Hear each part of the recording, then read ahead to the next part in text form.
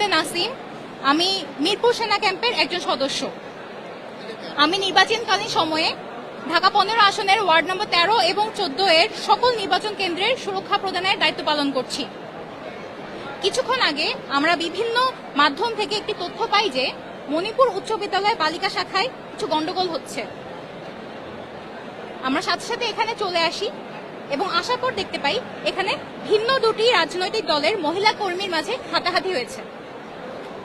পরবর্তীতে একটি রাজনৈতিক দলের প্রধান আমার সাথে সেই ভুক্তভোগী মহিলা কর্মীর কথা বলিয়ে দেন এবং আমরা তাকে আশ্বস্ত করি আমরা এই ধরনের অনাকাঙ্ক্ষিত ঘটনা হতে দিব না এবং যারা বিশৃঙ্খলা সৃষ্টি করতে দিব না।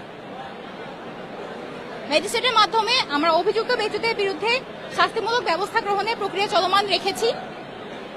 আপনারা সকলে আমাদের উপর আস্থা রাখুন ও নিশ্চিন্তে আপনাদের ভোটাধিকার চর্চা করুন এবং প্রয়োগ করুন।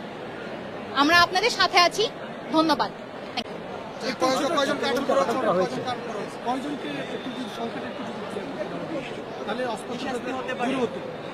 কোনো কোয়েশ্চেনের আনসার আমি দিব না, থ্যাংক ইউ। জাস্ট হচ্ছে একটা প্রেস ব্রিফিং ছিল ছোট্ট।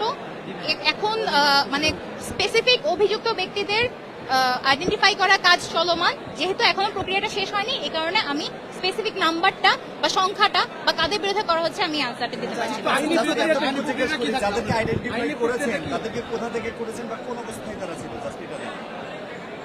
আমি কোনো প্রশ্নের আনসার দিতে চাচ্ছি। Thank you.